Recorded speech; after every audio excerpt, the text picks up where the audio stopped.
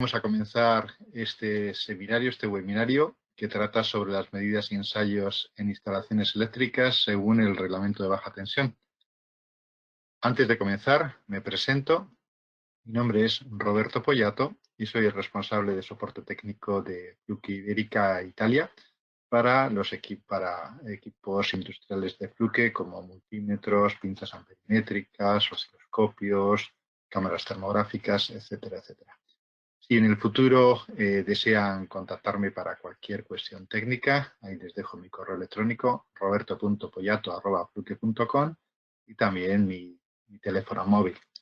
Pero antes de comenzar, pues simplemente quería desearles a todos que tengan salud, que se cuiden y bueno, que procuren, como ha dicho Luis Enrique, pues tener todas las medidas de seguridad para que cuanto antes podamos salir de esta situación en la que estamos. Bueno, vamos a comenzar este webinario y como es lógico, cuando hablamos de seguridad, pues tenemos que hablar también de responsabilidades, ¿no? Porque una instalación eléctrica al final es una instalación, digamos, una instalación en la cual pues, se pueden producir accidentes eléctricos y demás. Y por eso existe una responsabilidad respecto al correcto funcionamiento de las mismas. Y como vemos en esta diapositiva, el reglamento electrotécnico de baja tensión nos indica que, en primer lugar, las instalaciones deben verificarse por los instaladores y digamos que tienen que seguir una metodología de pruebas, que en este caso la norma principal internacional en la cual se basa el reglamento es la UNE 60364-6. ¿De acuerdo? Entonces, esta es la norma que vamos a ver a lo largo de esta presentación, y obviamente incluyendo todos aquellos aspectos del reglamento electrotécnico de baja tensión que también aportan muchos criterios para la revisión de las instalaciones.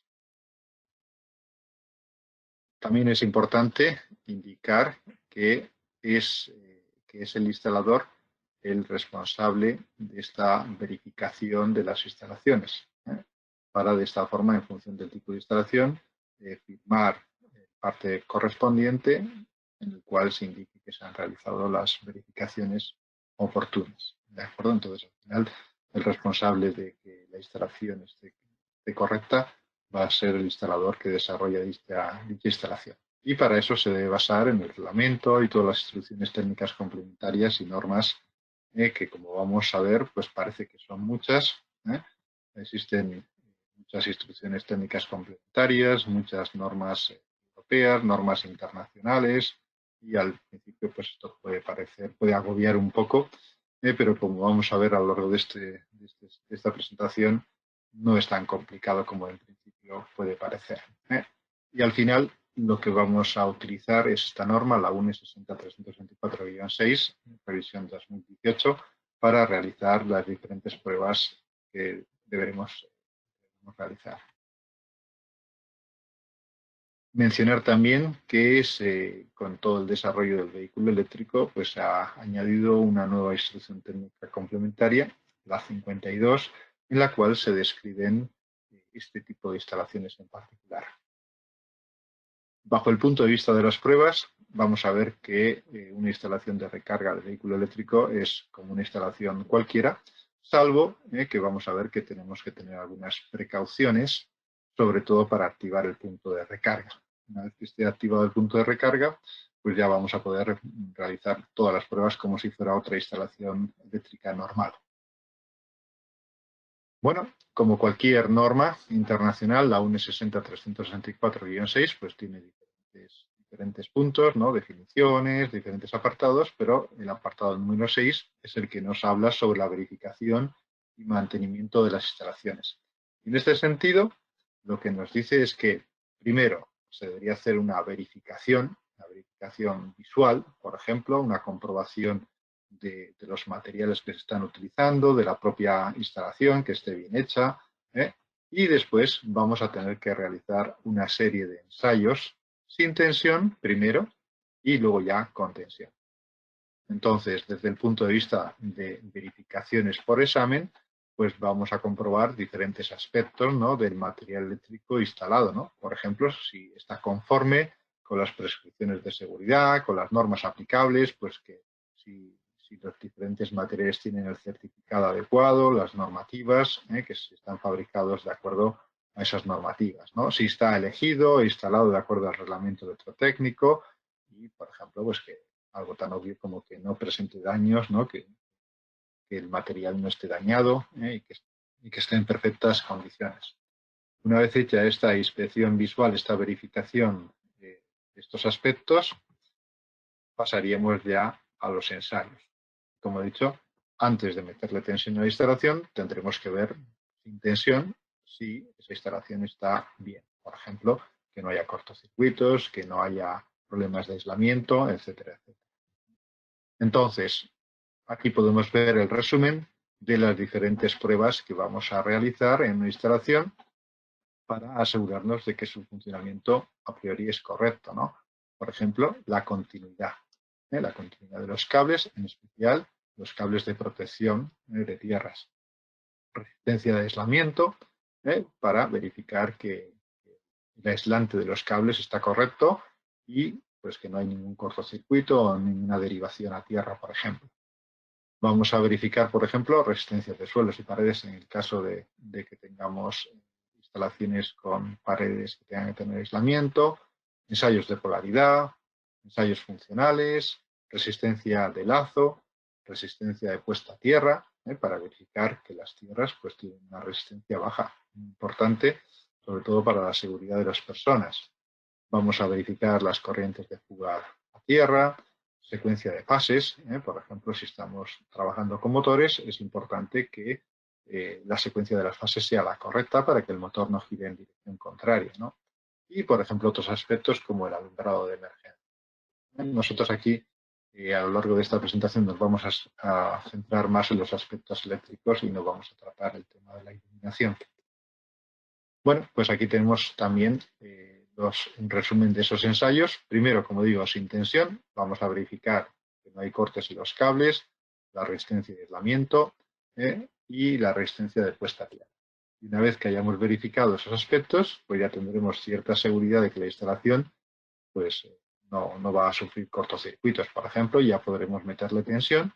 Y cuando tengamos ya tensión, pues vamos a realizar pues, ensayos de polaridad, secuencia de fase, resistencia de lazo, ensayos funcionales, pruebas en diferenciales, corrientes de fuga a tierra. ¿Vale? Muy bien, pues el primer paso antes de empezar a hacer ninguna medida es conocer el tipo de instalación en la cual vamos a trabajar. Algo tan sencillo, pues es importante, ¿no? Saber si estamos en instalación TNS, TNC, IP, y por lo general, pues, la gran mayoría de las instalaciones en las que vamos a trabajar pues van a ser del tipo TT, ¿no? Donde el transformador del centro de transformación está puesto a tierra y tenemos luego también una toma de tierra en nuestra instalación, en el edificio, la fábrica o la casa, ¿de acuerdo? Entonces nos vamos a centrar en este tipo de instalaciones tipo TT. También, como he comentado, vamos a ver algunos aspectos de los puntos de recarga. Y como vemos en esta imagen, en esta diapositiva, basada en la norma en la Instrucción Técnica Complementaria 52, vemos que una instalación de un punto de recarga pues, es otra instalación eléctrica en la cual vamos a encontrar pues, protecciones, vamos a encontrar contadores de energía, por ejemplo, vamos a tener cables, vamos a tener puntos de derivación, vamos a tener diferenciales, con lo cual pues vamos a poder aplicar todas las normas normativas de una instalación normal y adicionalmente normativas particulares, como vemos aquí, sobre los puntos de recarga del vehículo eléctrico. Importante, como se indica en el apartado inferior, en el párrafo inferior, estos puntos de recarga, por lo general, no proporcionan la tensión directamente a la salida. Es decir, si nosotros vamos a un punto de recarga y tomamos un multímetro y queremos medir la tensión en bornas del conector de salida, nos vamos a encontrar que no hay tensión. ¿Por qué? Porque hasta que el punto de recarga no detecta un vehículo, y para eso hay una comunicación entre el punto de recarga y el vehículo, hasta que no se haya detectado ese vehículo y se haya establecido la comunicación, el punto de recarga no va a cerrar el contactor y no va a proporcionar tensión a su salida. Por lo tanto, para poder hacer medidas con tensión, vamos a tener que simular, vamos a tener que utilizar un adaptador que simule un vehículo para que el punto de recarga conecte ese contactor y podamos hacer las medidas con tensión. Aquí podemos ver un ejemplo de columna de recarga, vemos ese contactor y vemos un conector típico que pueden tener estos puntos de recarga. Existen diferentes tipos de conectores. Aquí se ha representado el tipo 2 o denominado Mennekes, que es el que más se utiliza en Europa. Y vemos que ese conector es un poco especial, ¿no? Y tiene diferentes bananas para la conexión. Tiene las bananas de fase 1, fase 2, fase 3, en un caso de una instalación trifásica, neutro, y luego tiene dos señales especiales que se llaman el Proximity Pilot y el Control Pilot. Y por supuesto, la tiara. Entonces vemos que este tipo de instalaciones es un poco particular por esta situación que vamos a tener un conector especial y vamos a tener una instalación que hasta que no se detecte un vehículo no va a cerrar el contactor y por lo tanto no vamos a tener tensión en su salida. Para eso vamos a utilizar un adaptador que su función principal va a ser la de simular un vehículo, simular esa comunicación que tendría el punto de recarga con el vehículo. En esa comunicación se van a establecer dos aspectos importantes. Primero, la corriente máxima que admite el cable de recarga, es decir, el cable que va desde la columna hasta el vehículo, puede tener una capacidad en corriente determinada y esa corriente la tiene que saber el punto de recarga para no excederla y que se produzca, pues, se queme el cable, ¿no? Por ejemplo. Y el segundo aspecto también importante que vamos a simular es el estado del vehículo. Cuando conectemos un vehículo a un punto de recarga, automáticamente no se inicia la carga. ¿Por qué? Porque, digamos, de alguna forma, el punto de recarga va a tener una capacidad máxima, unos amperios máximos. Y esa información se la tiene que indicar al vehículo, porque al final es el vehículo el que regula la corriente. El punto de recarga simplemente tiene unas protecciones, tiene un contactor y, digamos, proporcionará toda la corriente que demanda el vehículo. Si el vehículo demanda mucha corriente, podría llegarse a la situación que se disparara la protección, el magnetotérmico del punto de recarga. Para no llegar a esa situación, el punto de recarga tiene que informarle al vehículo de cuál es la corriente máxima que puede demandar. Esa corriente máxima está limitada por la propia protección del punto de recarga y también por la corriente máxima del cable que hemos visto anteriormente. Entonces, esos son dos aspectos que vamos a simular con este tipo de adaptador. Cuál es la corriente máxima que es capaz de soportar el cable y cuál es el estado de conexión del vehículo. Si está conectado, si no está conectado, si requiere ventilación, por ejemplo. ¿De acuerdo?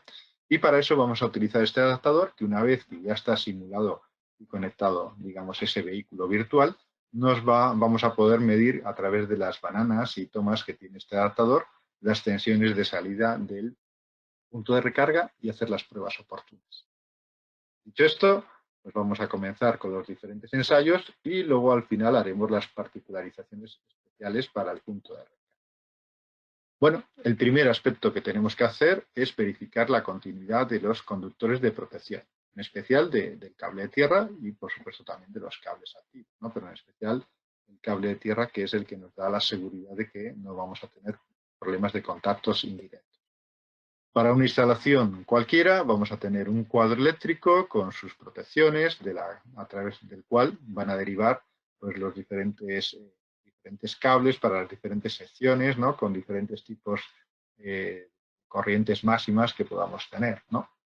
Entonces, lo que tenemos que verificar es la continuidad de esos cables, es decir, que no haya ninguna rotura del cobre, especialmente, como digo, del cable de tierra.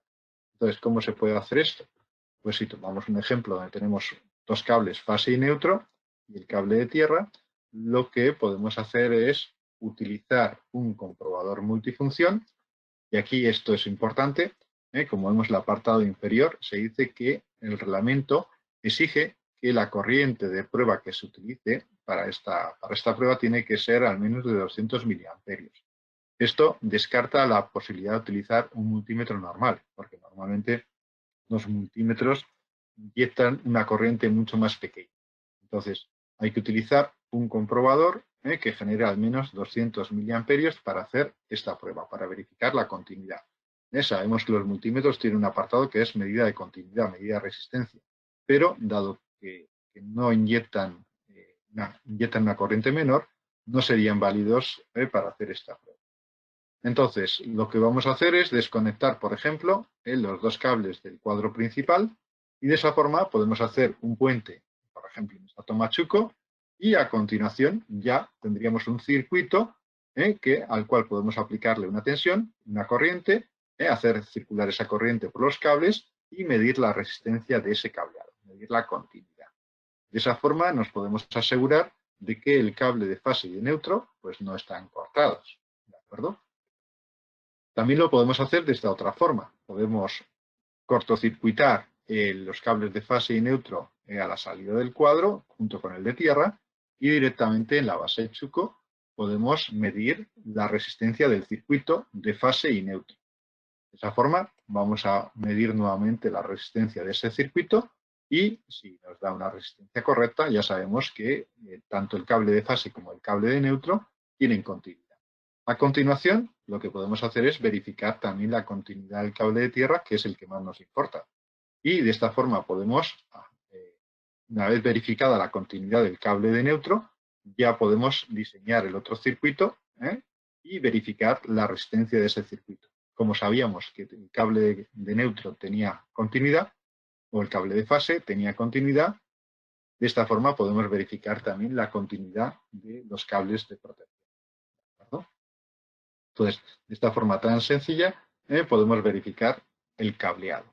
Para un punto de recarga, tendríamos que verificar el cableado. No se trata de verificar la estructura interna del punto de recarga. Lo que queremos verificar es que el cableado de tierra que llega al punto de recarga está correcto desde el cuadro principal. Entonces, haríamos la misma situación. Podríamos tomar, como hemos visto, cada fase y verificar el circuito fase y neutro, fase a fase. Una vez verificado ese circuito, ya podremos verificar también el circuito de protección de tierra. Entonces, desde el punto de vista del ensayo, es exactamente igual, ¿no? Estamos verificando el cableado, no estamos verificando el interior del punto de recarga. Esto es importante porque si tenemos, digamos, un contacto entre el cable de fase y el chasis, por ejemplo, metálico, eso sería peligroso.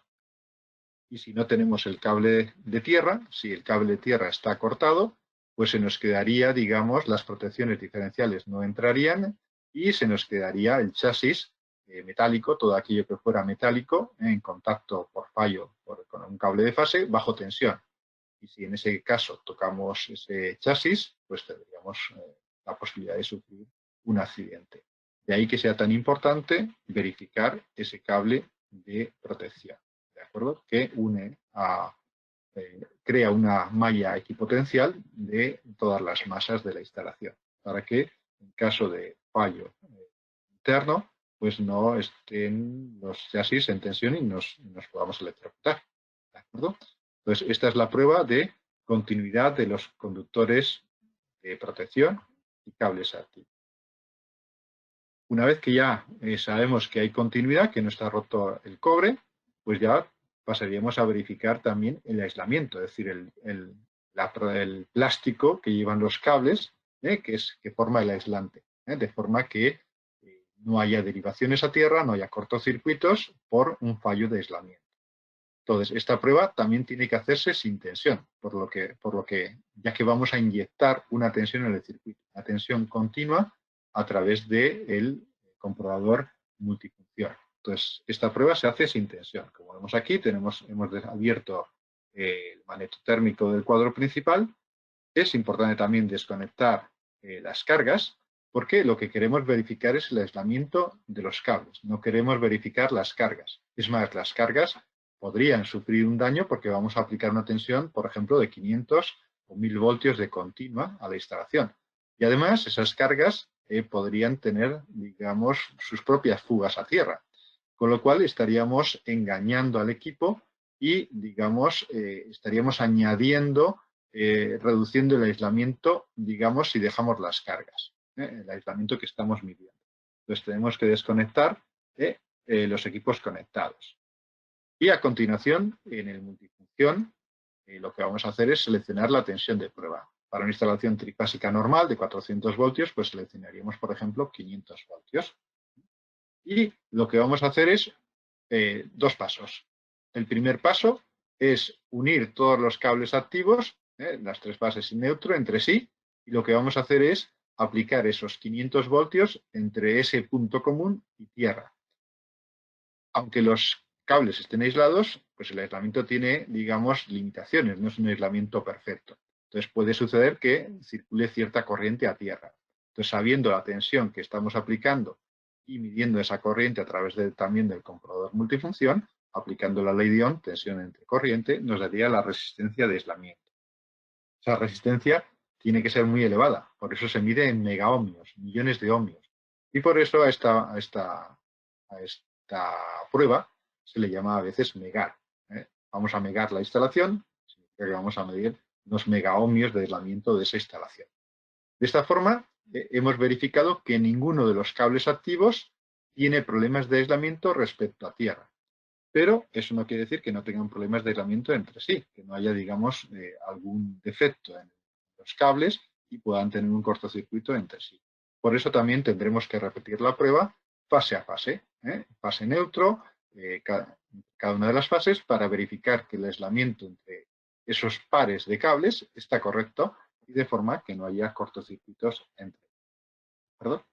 Entonces, de esa forma, aplicando una tensión continua y midiendo la resistencia del propio equipo que inyecta la corriente, nos va a proporcionar los megaohmios de aislamiento.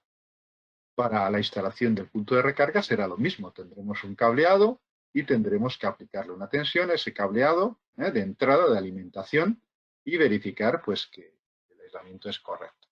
Entonces, la secuencia sería la misma. De momento estamos en el cableado que llega hasta el punto de recarga. ¿Qué nos dice el reglamento de baja tensión? Pues nos dice cuáles son los valores mínimos que tiene que tener el aislamiento de una instalación.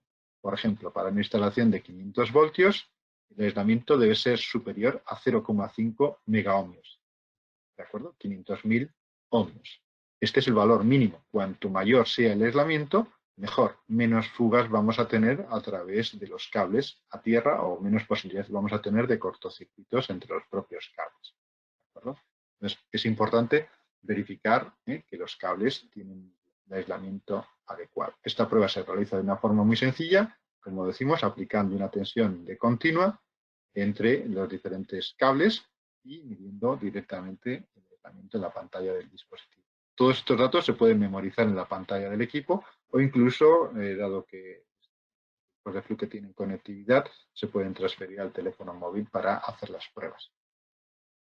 También es de destacar, por ejemplo, que el modelo Fluke 1664FC lo que hace es aplicar esa tensión, pero no la aplica de golpe, por si acaso hubiera cargas conectadas. Entonces, lo que hace es aplicar una prueba inicial, un chequeo inicial, y si detecta que hay cargas conectadas, nos va a avisar. De esa forma, podemos impedir falsas medidas o que algún equipo sensible pues, pueda sufrir algún daño.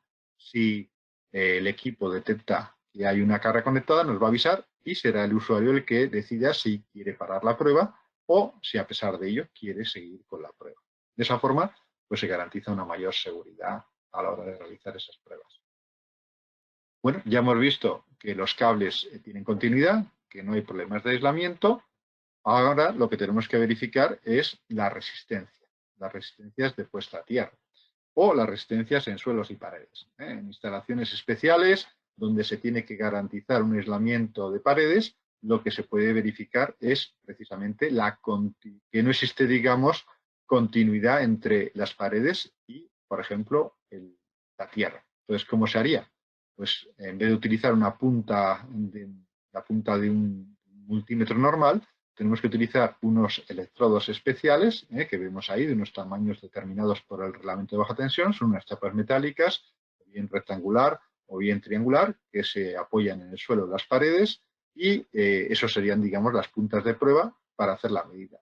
Se aplica una presión sobre ellas de 75 kilogramos para medidas en el suelo o 25 kilogramos en paredes, y lo que nos dice el reglamento es que se tiene que superar una resistencia determinada de 50 kiloohms, ¿de acuerdo? O 100 kiloohms. Esto es un poco especial para ese tipo de instalaciones donde las paredes tienen que ser no conductoras. Muy bien. Y vamos a verificar ahora que realmente la puesta a tierra es correcta.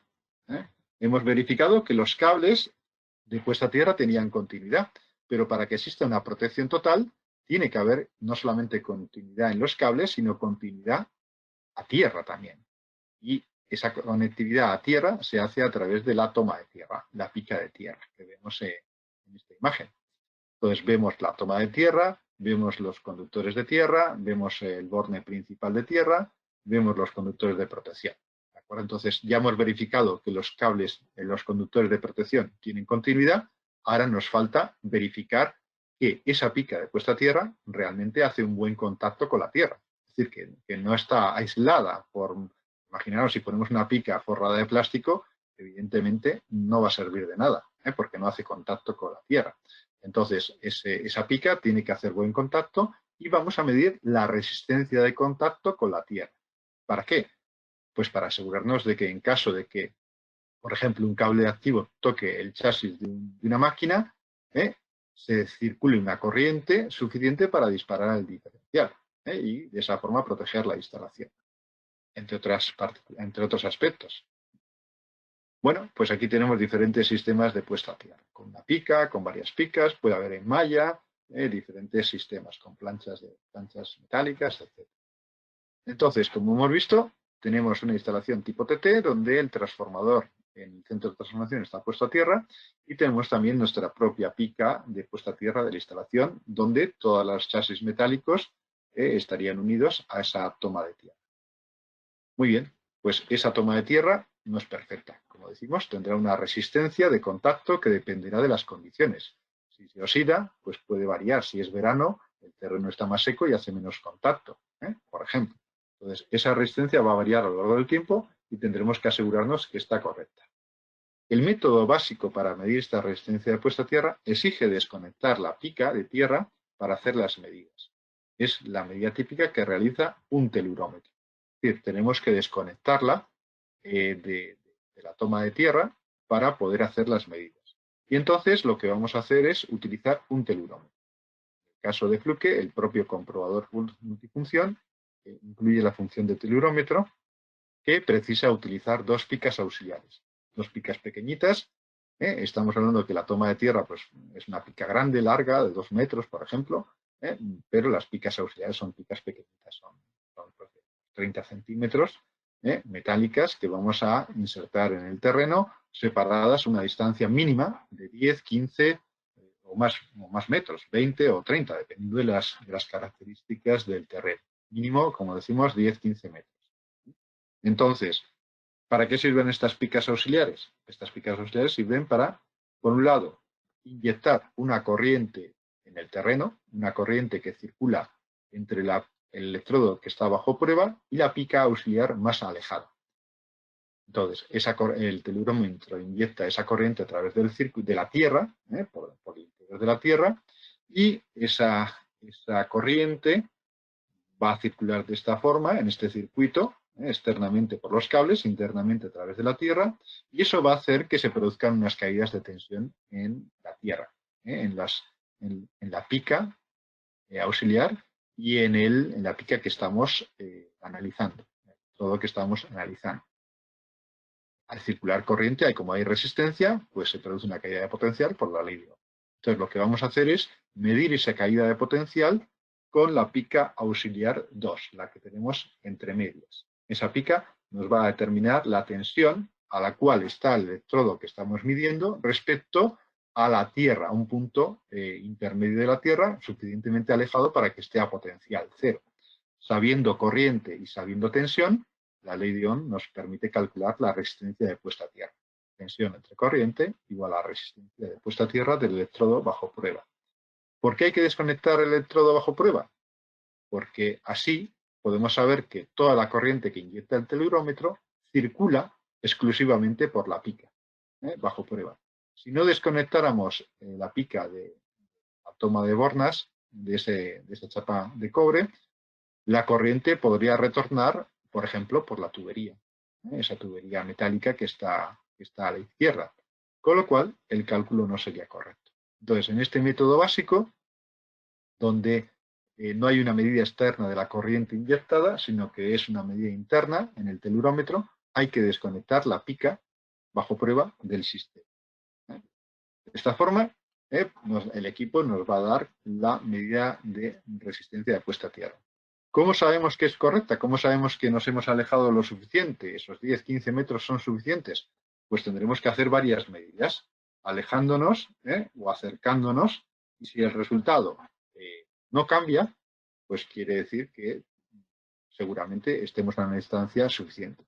Si al hacer estas medidas, al acercarnos o alejarnos, vemos que el resultado cambia, eso es un indicador de que seguramente no estemos suficientemente alejados y tendremos que alejarnos un poquito más.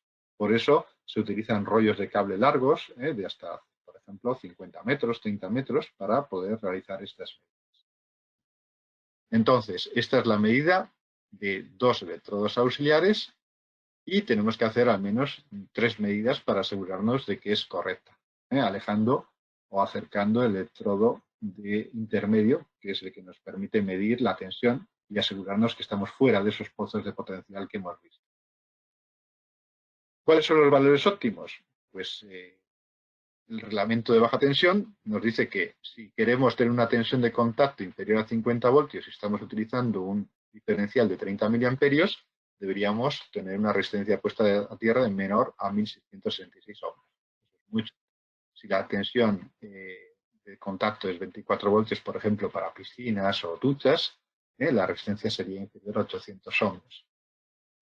Por otro lado, la guía técnica de baja tensión número 26 nos dice que si tenemos una instalación con pararrayos, la resistencia de puesta a tierra debería ser inferior a 15 ohmios y sin pararrayos inferior a 37 ohmios. Y si estamos en un edificio que tiene instalaciones de telecomunicaciones, lo que nos dice el reglamento de telecomunicaciones es que la puesta a tierra debería ser inferior a 10 ohmios. Lo que está claro es que cuanto más baja, mejor. ¿De acuerdo? Y que es un parámetro, es una medida que va a depender pues, del tiempo, de si estamos cerca del mar, porque la sal puede corroer los electrodos, del tipo de material del terreno, si es arena, piedras o si es un material arcilloso, de la temperatura, etcétera, etcétera. Por lo cual, esa prueba habrá que realizarla en las condiciones peores, por ejemplo, en verano, que el terreno está más seco, ¿no? Y es una prueba, como decimos, obligatoria por temas de seguridad de instalación. En el caso de que estemos en una instalación donde no podamos desconectar el electrodo bajo prueba de la instalación, existen métodos alternativos, pero ya exigen telurómetros un poco más avanzados. Por ejemplo, en esta diapositiva podemos ver un telurómetro de Fluke que utiliza el método de las 2 picas auxiliares, pero además utiliza una pinza externa que va a permitir medir exactamente cuál es la corriente inyectada a través del electrodo bajo prueba. De esa forma, no hace falta desconectar la pica del sistema de la barra de tierras y podemos medir diferentes picas individuales. Es lo que se llama el método selectivo.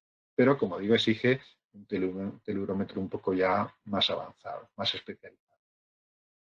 Muy bien, pues ya nos hemos asegurado de que los cables tienen continuidad, que el aislamiento está correcto y que la instalación está bien puesta a tierra, con lo cual ya podemos aplicarle tensión a la instalación.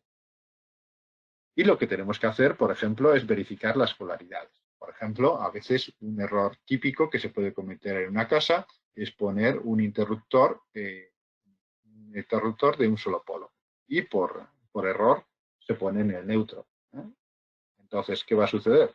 Que si hemos puesto el interruptor en el neutro, lo abrimos, pensamos que no hay tensión y, como vemos en la imagen, tocamos el cable de fase y nos electrocutamos. Por lo tanto, es importante verificar la polaridad de los cables y para eso podemos utilizar detectores de tensión sin contacto que nos van a indicar, al aproximar la punta de ese detector a un cable, si está con tensión o no tiene tensión. ¿De acuerdo? Entonces, es una herramienta pequeña, una herramienta muy fácil de utilizar que podemos llevar en el bolsillo de la camisa y que nos va a permitir asegurarnos si una instalación tiene tensión. Obviamente, si se enciende el piloto, tenemos que tener todas las medidas de seguridad oportunas. Muy bien. Otro aspecto, una vez que ya tengamos tensión, es si los motores van a girar correctamente. Un motor trifásico tiene que girar en una dirección que va a depender del conexionado.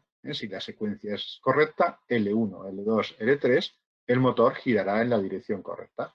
Pero si hemos intercambiado dos cables, L1 por L2, por ejemplo, el motor girará, pero girará en dirección contraria, lo cual puede suponer un riesgo para la máquina o para el sistema en el que estemos trabajando. Esto es aplicable también no solamente a motores, sino a otro tipo de instalaciones donde es importante seguir una secuencia correcta de giro, ¿no? Entonces, simplemente lo que vamos a hacer es conectar el multifunción con los tres cables y este nos va a decir si la secuencia es la correcta, L1, L2 y L3. Nos lo va a indicar en la pantalla. Si intercambiamos dos cables, nos va a mostrar que la dirección de giro es la contraria. Esta prueba no significa que identifiquemos cuál es la fase L1, por ejemplo, en dos instalaciones cercanas, dos transformadores. A veces me preguntan si esta es la prueba para identificar si la fase 1 de un transformador es la fase 1 del otro que estén, por ejemplo, en paralelo.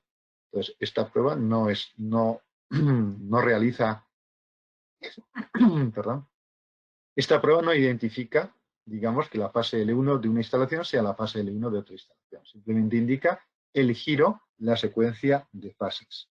Para detectar si estamos hablando de la misma fase, pues habrá que utilizar equipos que midan, por ejemplo, el desfase entre dos cables.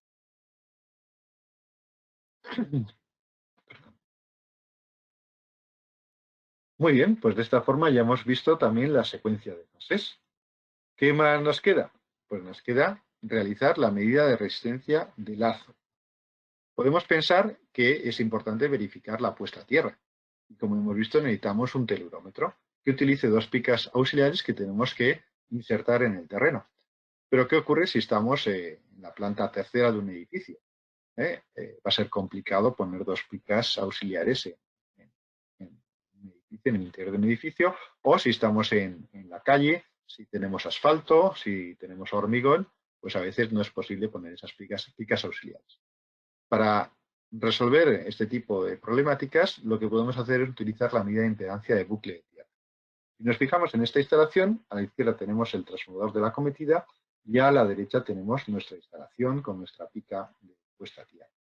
Entonces, podemos observar que tenemos ese circuito, ese bucle, que llamamos bucle de tierra, cuya resistencia estaría formada por la resistencia de puesta a tierra de nuestra instalación, la resistencia de puesta a tierra del transformador, la resistencia del propio devanado del transformador de transformación y la resistencia del propio cable conductor de fase.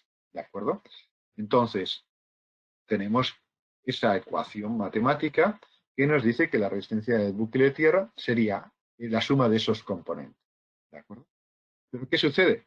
Que, digamos, la resistencia del cable de fase, si hemos hecho la verificación de continuidad, tiene que ser pequeña. La resistencia del bobinado del transformador tiene que ser pequeña. La resistencia de puesta a tierra del centro de transformación debería ser pequeña porque las compañías eléctricas están obligadas a verificarlo y es un aspecto de seguridad muy importante. Por lo tanto, nos queda que esos valores van a ser muy pequeños, y la resistencia de bucle a tierra va a ser prácticamente la resistencia de puesta a tierra de nuestra instalación. Entonces, si no podemos poner picas auxiliares, podemos tratar de medir la impedancia del bucle de tierra. Y si ese valor es aceptable, quiere decir, en general, para la mayoría de instalaciones, quiere decir que la resistencia de puesta a tierra de nuestra instalación es correcta. ¿Cómo se hace esta medida de impedancia de bucle de tierra? Pues se puede hacer en el cuadro principal o se puede hacer directamente desde una base chico con nuestro comprobador multifunción. Por lo cual, lo podemos realizar en cualquier punto de un edificio. Es una prueba muy sencilla que se hace muy rápida.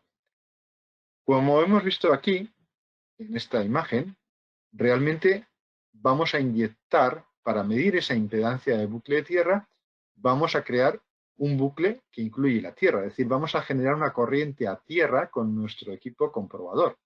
Por lo tanto, tenemos que tener cuidado con no disparar los diferenciales. Por eso, los comprobadores multifunción de Fluke tienen dos formas de hacer esta prueba. Una de ellas, que es sin disparo del diferencial, inyectando una señal especial de baja corriente. De esa forma, no vamos a disparar el diferencial y vamos a hacer la prueba directamente en cualquier punto aguas abajo del diferencial. ¿Qué ocurre? Que tiene que ser una señal especial de una corriente pequeña. Si en la instalación tenemos problemas de armónicos o hay mucho ruido eléctrico, quizá esa corriente que está inyectando el multifunción, digamos en comparación con el ruido, nos puede dar problemas. Por eso el equipo nos va a avisar de si esa prueba es, es segura o no desde el punto de vista de la precisión. Y si el equipo detecta que hay armónicos, que hay ruido, nos va a indicar que hagamos la prueba con la otra función. Esa otra función va a inyectar una corriente mucho mayor, con lo cual, digamos, el error, la comparación con el ruido va a ser más satisfactoria, pero al ser una corriente mayor puede disparar el diferencial, con lo cual habrá que puentearlo para poder hacer esa prueba. Entonces tenemos las dos opciones, sin disparo o con disparo, con una corriente mucho mayor. Muy bien. ¿Qué debemos tener en cuenta? Pues que la resistencia de bucle debe ser menor o igual que la tensión de contacto dividido por la corriente del diferencial. Y esto es básicamente lo que hemos visto para la medida de resistencia de puesta a tierra. Con lo cual, podemos decir que cuando no podamos hacer la medida con picas auxiliares, la medida de resistencia de bucle de tierra va a ser una medida recomendada como una medida sustitutoria de la medida del tendido. Perfecto. ¿Qué más? Además de medir la impedancia del bucle de tierra, el comprobador multifunción nos va a permitir detectar o calcular la corriente previsible de fallo. ¿Qué significa eso? La corriente que circularía a tierra en caso, por ejemplo, de que un cable de fase tocara el bastidor, el chasis metálico de una máquina. Entonces, en ese caso va a circular una corriente que tiene que activar el diferencial, ¿de acuerdo? En este caso sería la tensión entre fase y tierra dividido por la impedancia del bucle, la resistencia del bucle. Como ya hemos calculado la resistencia del bucle de tierra y el equipo mide directamente la tensión fase-tierra, nos va a permitir calcular esta corriente, que es la que nos va a determinar la correcta elección de la sensibilidad del diferencial, ¿de acuerdo? Para estar protegidos. Si el diferencial tiene una corriente muy elevada, una sensibilidad muy elevada, pues no va a disparar ante esta corriente y no nos va a proteger. Entonces tenemos que elegir adecuadamente el diferencial en función de esta corriente previsible de fallo. También podemos medir la impedancia que llamamos de bucle de línea. Bucle de línea sería la impedancia formada por el cable de fase, el cable de neutro y la resistencia del transformador. Es una resistencia que tiene que ser muy pequeñita, porque los cables en teoría deben tener una resistencia muy pequeña. ¿De acuerdo? ¿Y para qué nos sirve esa impedancia de línea? Nos va a servir para calcular la posible corriente de cortocircuito. Es decir, qué corriente vamos a tener si se produce un cortocircuito entre fase y neutro. Entonces, ¿cómo se calcula? Pues dividiendo la tensión fase y neutro, que la medimos directamente con el instrumento, entre la impedancia de línea, que también hemos medido con el instrumento. Y esa nos va a dar la posible corriente de cortocircuito de la instalación. Y va a ser importante para determinar si las protecciones tienen la capacidad de corte suficiente para aguantar esa corriente. Por ejemplo, para determinar si los fusibles del punto de recarga de un vehículo eléctrico son los adecuados, ¿de acuerdo? Para saber si su curva es la adecuada en caso de que tengamos un cortocircuito. Entonces, con el comprobador multifunción podemos hacer este análisis también. Pues ya hemos visto también la resistencia de lazo, nos faltaría por realizar la medida de comprobadores diferenciales, perdón, de protecciones diferenciales. Y esto es muy importante, por la seguridad como estamos viendo. ¿Qué sucede, digamos, cuando hacemos atravesar una corriente por el cuerpo humano? Pues puede ser una corriente muy pequeñita o puede ser una corriente muy grande. Este gráfico nos muestra 4 zonas diferentes en función de las corrientes y tiempos que atraviesa una corriente por nuestro cuerpo. Por ejemplo, definimos la zona azul, la zona verde, perdón, zona 1, de 0,1 a 0,5 miliamperios. Si a través de nuestro cuerpo circula una corriente de hasta 0,5 miliamperios, el cuerpo, digamos que no tiene ninguna reacción, no le afecta para nada, aunque esté permanentemente. Es decir, si tocamos los bornes de una pila de voltio y medio con nuestros dedos, circulará una corriente tan pequeña que ni siquiera vamos a notarlo. Y por lo tanto no es peligroso. Ahora, ¿qué pasa si incrementamos esa corriente, por ejemplo, a 5, 10, por ejemplo, 5 miliamperios? Pues que vamos quizá a empezar a percibir esa corriente. 5 miliamperios, vemos, si alzamos, digamos, una línea vertical desde el punto de 5 miliamperios, veremos que seguimos todavía en la línea, en la zona amarilla. Es decir, que a 5 miliamperios podemos estar continuamente conectados a esa fuente que atraviesa 5 miliamperios en nuestro cuerpo, notaremos algo, pero todavía no es peligroso. Sin embargo, si estamos a 50 miliamperios y subimos para arriba sobre la línea, vemos que en un momento determinado vamos a atravesar a la zona azul. Eso quiere decir que a 50 miliamperios, si estamos mucho tiempo, ya puede ser peligroso. ¿De acuerdo? Esa sería la zona azul. No existe, digamos, ningún daño irreversible, pero vamos a notar ya situaciones desagradables. ¿De acuerdo? Y como vemos, no solamente depende de la corriente, depende también del tiempo que esa corriente esté circulando por nuestro cuerpo. ¿De acuerdo? Lo que tenemos que evitar es entrar directamente ya en la zona roja, donde podemos tener fibrilación ventricular y, por lo tanto, paro cardíaco y un paro respiratorio, y ya se nos podemos tener quemaduras y demás. Entonces, vemos que es importante evitar estar sometidos a una corriente determinada durante un cierto tiempo, porque al final lo que nos causa problemas no es la tensión en sí, sino la corriente que atraviesa nuestro cuerpo. Y lo que se trata es, evidentemente, de evitar eso, el choque eléctrico. Muy bien. ¿Qué podemos utilizar para evitar entrar en la zona azul o en la zona roja? Pues los diferenciales. Los diferenciales van a medir las corrientes de fuga a tierra y van a abrir el circuito. Lo tienen que abrir con una velocidad suficiente para evitar entrar en esa zona azul o en esa zona roja. Es decir, no solamente tienen que disparar por corriente, sino que también tienen que disparar en un tiempo suficiente, como hemos visto, para que, a pesar de que, por ejemplo, la corriente sea de 50 miliamperios, no entremos en la zona azul, que ya es peligrosa. Por lo tanto, no basta solamente con pulsar el pulsador de un diferencial. Muchas veces hacemos esta prueba, pulsamos el botoncito que tiene el diferencial y vemos que se abre. Eso está bien como prueba básica, pero no sabemos ni en qué tiempo ni con qué corriente se ha disparado ese diferencial. Por lo tanto, es importante hacer las pruebas de tiempo y de corriente de disparo. Y eso se puede hacer nuevamente con el comprobador multifunción, directamente, por ejemplo, desde una base Chuco o desde un cuadro eléctrico.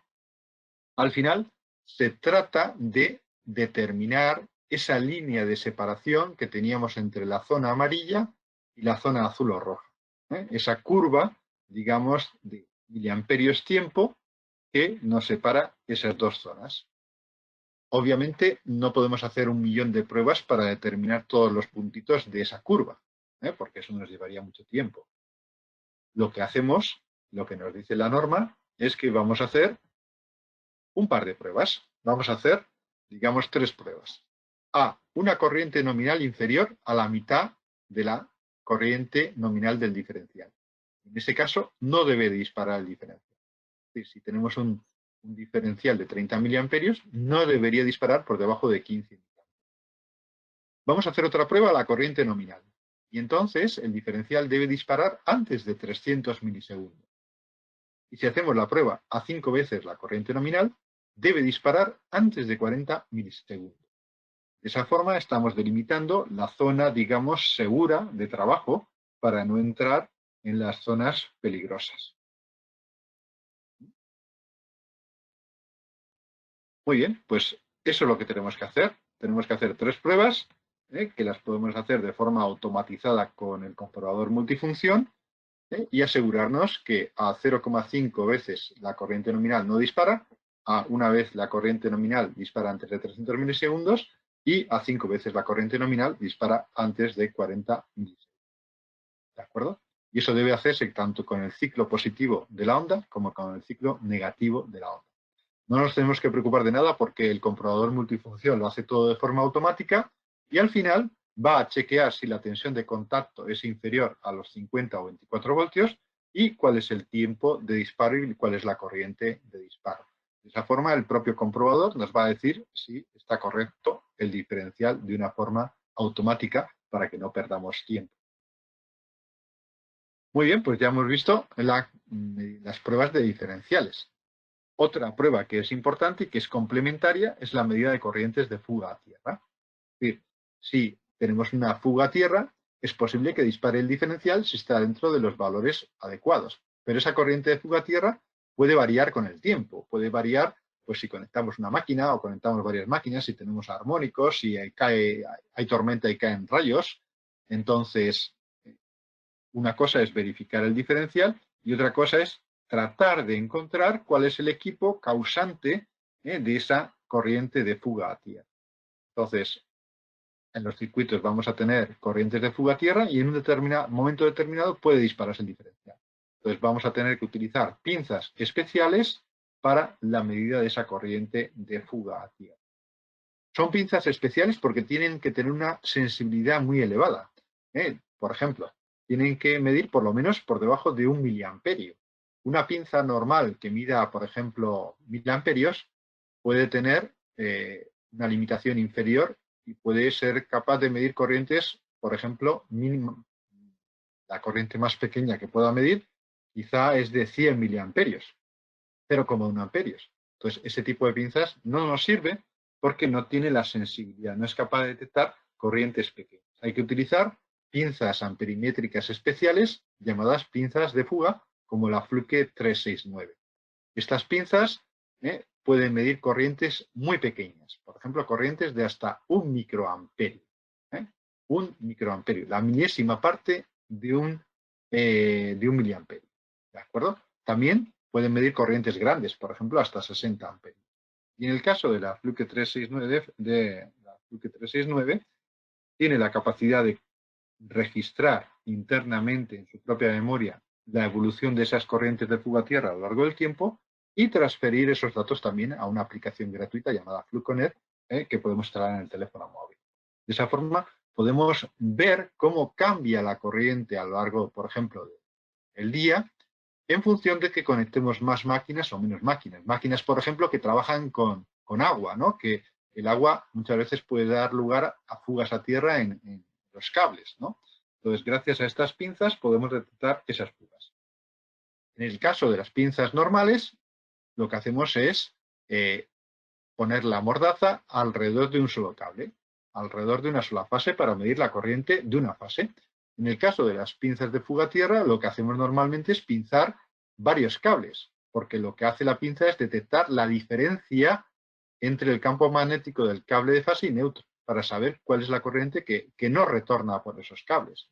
Podemos pinzar fase y neutro o podemos pinzar las tres fases simultáneamente y de esa forma estaríamos viendo cuál es la corriente total que nos retorna por los cables activos. ¿De acuerdo? Si pinzamos también el cable de tierra, como vemos en la imagen tercera por la derecha, vemos la corriente que fuga a través de los pernos de la propia máquina. O podemos pinzar directamente el cable de tierra para saber cuál es la corriente que retorna a través del cable de tierra. Pero podemos pensar, por ejemplo, que quizá el cable de tierra se ha roto en un punto. Entonces, de esta forma podemos saber también si el cable de tierra está bien, está, digamos, abierto o no. Y podemos saber cuál es la corriente que fuga a tierra a través, por ejemplo, de los pernos de un motor. ¿Vale? De esta forma, podemos utilizar las pinzas de fuga para detectar en diferentes puntos de la instalación, en diferentes cuadros, cuál es la corriente que tenemos en nuestra instalación y tratar de detectar así cuál es el punto donde se está produciendo la fuga que hace que en determinados momentos dispare el diésel. Muy bien, pues de esta forma tan general hemos visto las diferentes pruebas que podemos hacer a cualquier instalación. Ahora podemos particularizar un poco para el vehículo eléctrico. Entonces, como hemos visto, hemos hecho ya las pruebas antes de introducir tensión, antes de aplicar tensión al punto de recarga. Hemos visto pruebas de aislamiento de cables, puesta a tierra y continuidad. Ahora vamos a aplicarle tensión y vamos a ver qué sucede a la salida del punto de recarga.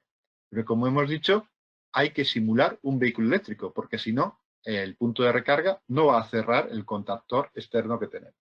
Para eso podemos utilizar este accesorio que vemos aquí, el Amprobe EV500, que nos va a permitir hacer esas pruebas.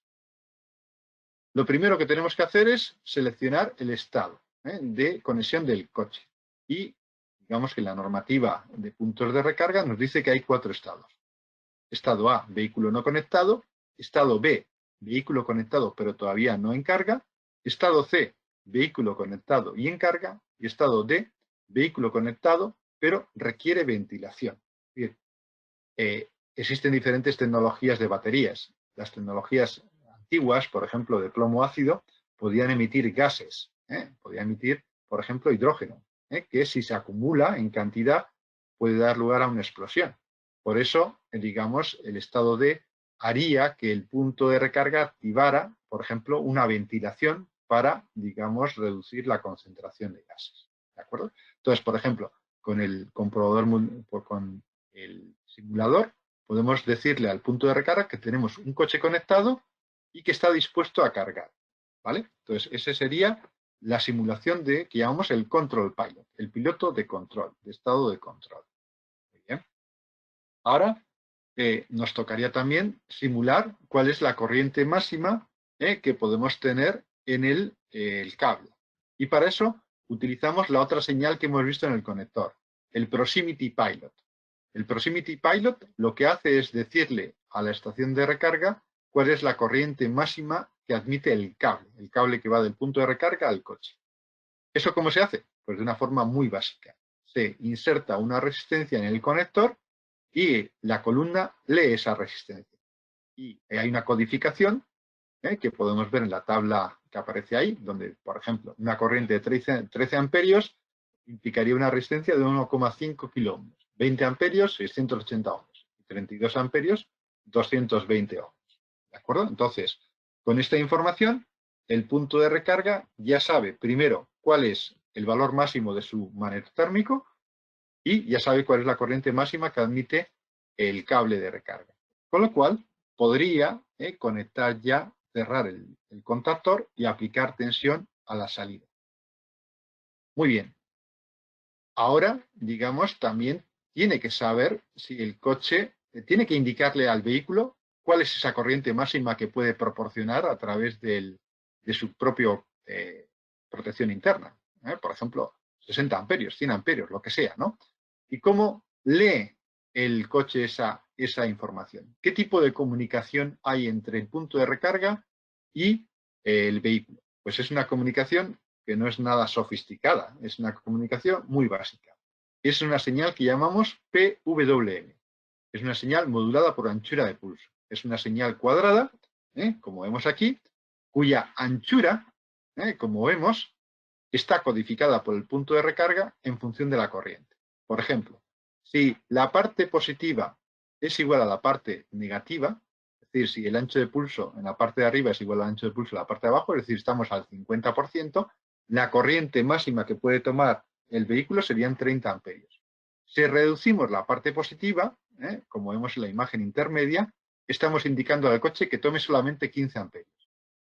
Si la reducimos aún más, estamos indicando al vehículo, al coche, que tome solamente 10 amperios. Entonces, el vehículo eléctrico, a través de su electrónica, ve esta señal PWM, es decir, señal modulada por anchura de pulso, Pulse Width Modulation, y en función de este ancho de pulso, ajusta su cargador, para no tomar más corriente que la que soporta el cable o que la que soporta, digamos, la protección interna de la columna. Por eso, este adaptador tiene la posibilidad en la parte superior de conectar dos bananas a un osciloscopio.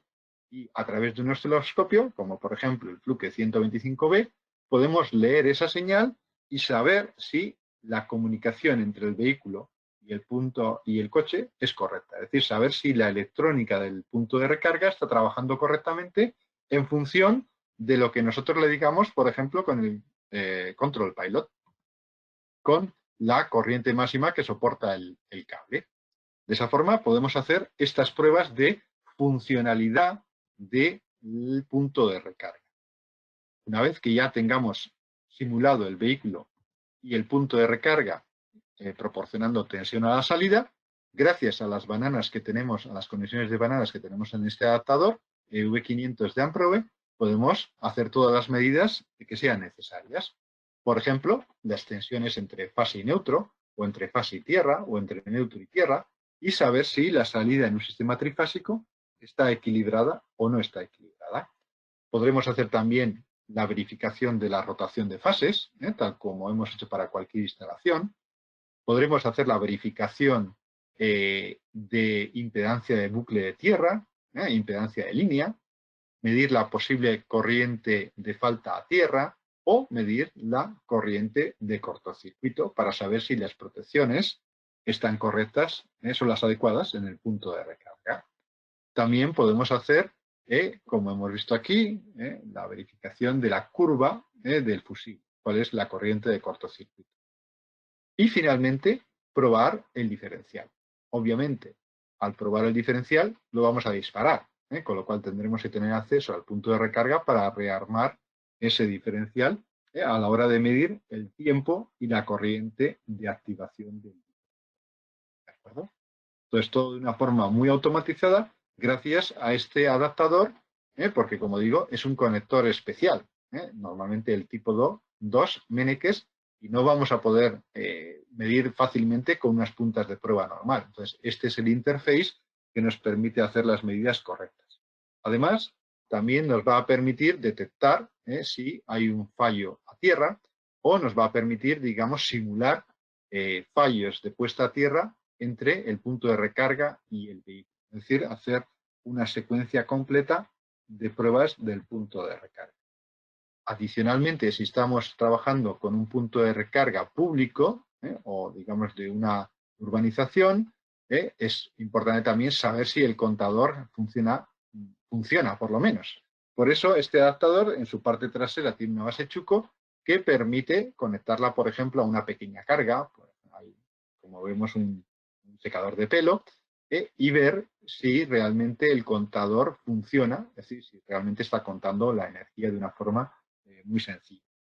Podemos hacer toda una batería de pruebas en el punto de recarga, que al final es una instalación eléctrica como otra cualquiera, siempre que estemos hablando de salida en alterna. Si ya hablamos de un punto de recarga que va directamente en continua, no podríamos utilizar este accesorio. Está pensado para instalaciones típicas de punto de recarga en alterna. Es el coche el que tiene el rectificador, el que convierte esa tensión alterna en continua. Existen puntos de recarga ultra rápidos que utilizan ya tensiones continuas y tensiones elevadas de continuo. Para ese tipo de instalaciones tendremos que utilizar otro proceso. Muy bien, pues de esta forma hemos llegado al final de esta secuencia de pruebas para verificar las instalaciones eléctricas, una instalación en un edificio o una instalación de un punto de recarga. Para acabar, simplemente pues recordar los diferentes instrumentos que podemos utilizar, como el comprobador multifunción, que permite realizar todas las pruebas que hemos visto antes de continuidad, prueba de diferenciales, telurómetro, impedancia de bucle de tierra, impedancia de línea de tierra, etc. El reglamento también nos exige tener disponible una pinza amperimétrica, una pinza de fugas, si queremos hacer pruebas de iluminación de seguridad, un blusómetro, y en función de la categoría especialista que tengamos, pues podemos necesitar un analizador de potencia y energía o un analizador de potencia de energía y además de armónicos. ¿De acuerdo? Y luego también podemos utilizar pues, otro tipo de instrumentación como los detectores de tensión. Todo esto lo pueden obtener a través de Fluke y como vemos son equipos realmente polivalentes. Por ejemplo, el comprobador multifunción 1664, comentar que puede hacer todas estas pruebas de forma fácil y automatizada, que tiene conectividad Bluetooth con el teléfono móvil, tiene memoria y podemos transferir todas las medidas de forma automatizada a la nube, de forma gratuita a través de esta aplicación y hacer informes directamente a través de estos datos recogidos con el teléfono móvil, sin tener que incluso conectar el equipo a un ordenador. Analizadores de calidad, de calidad eléctrica y energía, como el Fluke 1736, que nos va a permitir hacer todas las medidas que exige el reglamento, medir los armónicos hasta el orden 50, tanto de tensión como corriente, y se suministra con sondas flexibles para una fácil conexión a la instalación. También tiene conectividad Bluetooth para el teléfono móvil, para la misma aplicación FluConnect, y así poder, digamos, transferir los datos de forma automática al teléfono. Pinzas de fugas como la 369FC, que como he dicho tiene memoria interna y tiene también conectividad con el teléfono, con lo cual se puede dejar la pinza registrando durante largos periodos para determinar en qué momento del día, con qué máquina, digamos, se produce ese pico que puede hacer disparar el diferencial. Y finalmente, pues ya mostrar también el comprobador, el adaptador EV500 de Amprobe. Amprobe es, digamos, la segunda marca de Fluke. Y este adaptador, que como hemos visto, nos va a permitir realizar todas esas pruebas que necesitamos, los puntos de recarga, para asegurarnos que funcionan correctamente. Porque al final también tenemos que tener en cuenta que conectamos nuestro coche o se conecta a un vehículo y si hay un fallo, eso puede dar lugar a un problema grave, no solamente la propia instalación, el propio usuario, sino también el vehículo. Por lo tanto, es importante verificar la instalación eléctrica de los puntos de recarga. Simplemente para acabar, pues les comento que Fluke tiene unas ofertas especiales ahora para, por ejemplo, termografía, la cámara termográfica Fluke PTI 120 con una linterna EX para poder utilizarla en zonas antiderrapantes. También ahora el comprobador multifunción, como regalo, Fluke ofrece el software para el PC y también esta mochila para cargar todos los instrumentos de una forma ordenada y fácil de transportar.